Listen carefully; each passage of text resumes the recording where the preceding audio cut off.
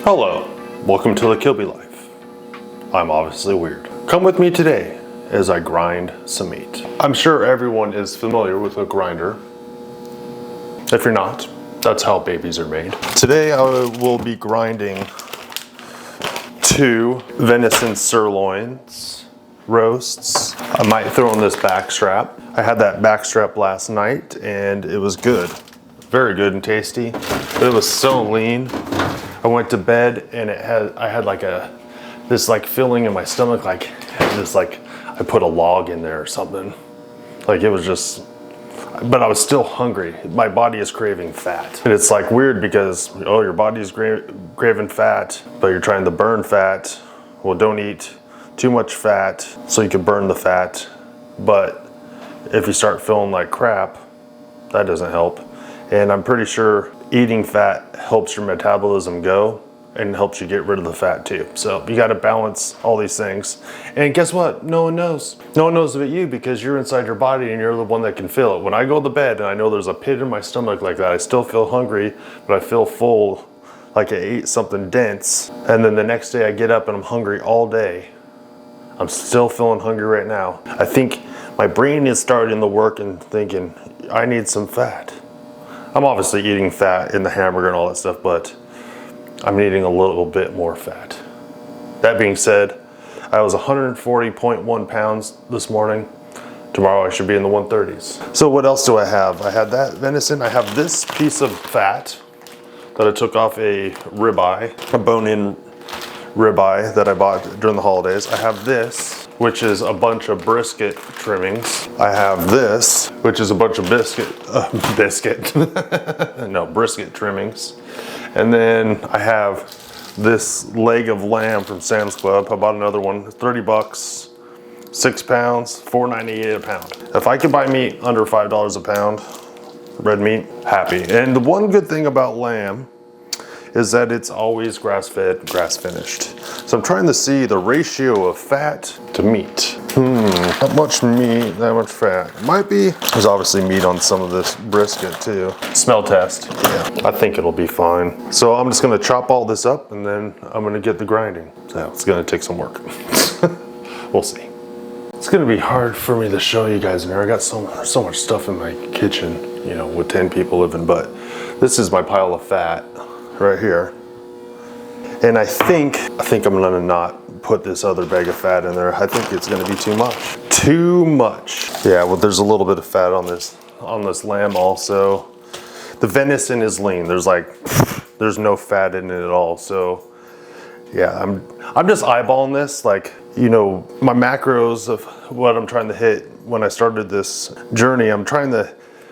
I simplified it to 2 pounds of beef per day or 2 pounds of red meat per day. What the macros in beef are closer, like a ribeye type steak or an 80-20 burger is closer to what I think I need to hit the protein and fat ratios that I'm shooting for. It's not going to be exact, so I'm trying to do what I think is about an 80-20. This might be a little bit more fat, just depending on how much fat is on this lamb than that, but I think it'll be okay. I was just thinking back, a lot of you might not know why I started the carnivore diet. What happened is that I went to the doctor and the doctor was like, hey, you have type 2 diabetes. And I was like, okay, well, that sucks. Diabetes is significant to me because my grandmother had diabetes and she had type 1 diabetes.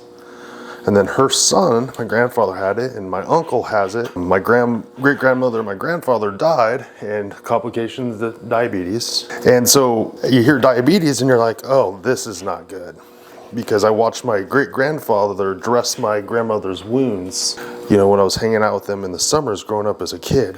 And I was like, okay, well, let me look into this. Let me look into type 2 diabetes. I came home, and obviously the doctor was like, you know, well, I want to put you on metformin, like a drug for it. I'm like, okay, well, let me do some research. I came home and I Googled type 2 diabetes, and I can't remember what I saw exactly, but it came up with something saying that it was actually reversible, or you're able to put it in remission on a low carb ketogenic diet. And I immediately got upset. Just something started stirring within me because my doctor never told me any of that. And I guarantee I'm not the only one that's ever happened to, because I've heard a lot of people talking about it.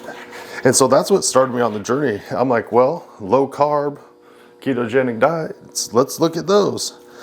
And of course, I come across the carnivore diet because it is probably, like, I want to say the most extreme or the most reduced carb count that was out there.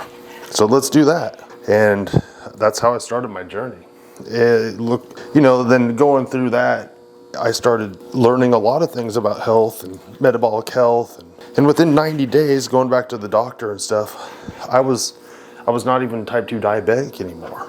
My A1C dropped below range. I was still pre-diabetic, but I finally, after a while, got out of pre-diabetic ranges just by eating this way.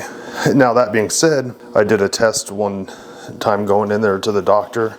The last time I was actually there, where for the whole week going up to it, I ate a sweet potato every day. Just sweet potato with butter and salt, going into it to see what would happen. Because kind of the backstory is, when I went to a cardiologist, after I found out I had a CAC score of 122 on this journey, the cardiologist is like, you need to eat some carbs. You eat some carbs. And I'm like, well, okay, well, I don't want my type 2 diabetes to come back, because that's gonna lead to so many problems. Like, I'm more worried about type 2 diabetes in my body than heart disease from LDL cholesterol. So that's why I kind of did it. And then I got the test back, and the doctor looked at the test. He's like, my A1C was 5.9 or 6. No, it's 5.9. And he was just like, well, I see that A1C ticked up. I'm like, yeah, it did. Yeah, now you're talking to yourself. No, babe, I'm not talking to myself. I'm talking to the camera. Oh. Okay? I'm to the point, like, I've considered changing doctors over and over again and those types of things, because I can't get the care I'm looking for. But at least my doctor now has stopped telling, like, he keeps saying you need a statin, and I was like, I'm not going to take it. He's like, he just kind of stopped talking about it finally. And it's not that I'm against statins completely, because I don't know everything about it, but I do know that one of the side effects for statins is type 2 diabetes. So I got to make the best decisions that I can make for my health and my body. And I'm telling you, it's been tough. I've come out with plenty of videos, after being on this diet for a while, and then seeing my LDL cholesterol just skyrocket. And then people tell me, you're just fine, watch these videos. But it's still scary. Because the more I learn about science and health and all these things, is that I find out that people don't know everything. They have no idea. We're learning stuff all the time, but no one can say definitively this is this and this is this. I would take all that noise and suggest that, like, if you do a carnivore diet like I have done, you'll see these benefits. You'll get some of your strength and your youth back. The things that hurt won't hurt as much. Like, look at my shoulders. Whoop. They still have some pain in them, but I tore these things up working out too much. But then I'm allergic to dairy, but I still wrestle with it. And I could probably have a little bit here and there, but having dairy every day messes with me and it causes inflammation. Now I know that. Before, they would have just gave me a pill to help me with it. But now I know how to fix it.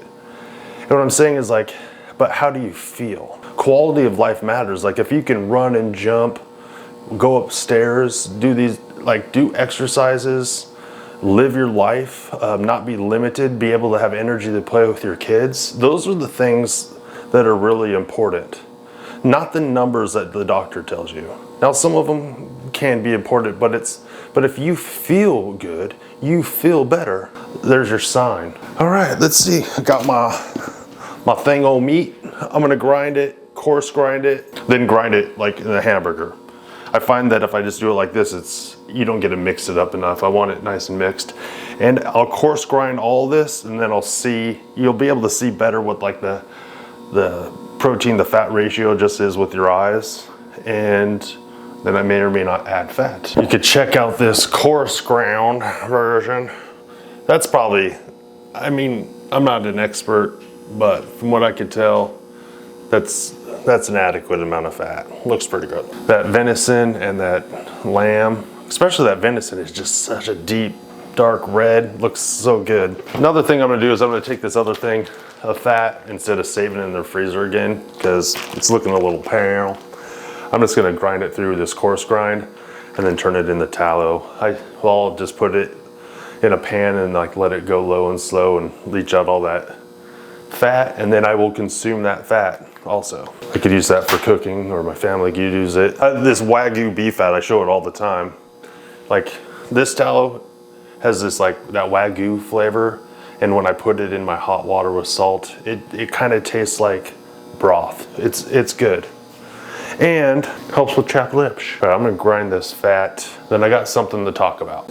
Seems I'm actually running out of battery power here, so I'll keep it short. Ground it through again, and that looks about perfect. Look at that. Lamb, venison, beef fat. Mwah. So what I was thinking, and this is maybe not a full thought, partial thought. There's a story in the Bible where Jesus went to somebody, someone could look this up for me, but he asked the person, do you want to be healed? Do you want to be healed?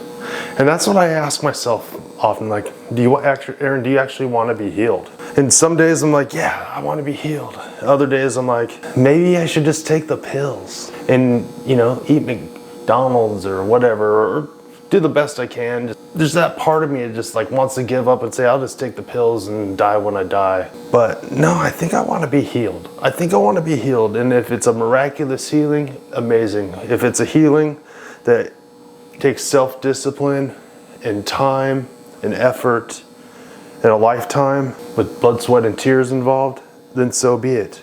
I choose healing. I choose healing. And I hope you choose healing too, whatever that looks like for you. Don't just settle. I don't know all the details and all your stories and all the reasons why, all the hurdles in your life or roadblocks. You do. You do. Yeah. Work through them. Work through them. Make some progress. Ask yourself, do you actually want to be healed? Which seems like a weird question to ask somebody that's like paralyzed or blind or something like that, or has leprosy.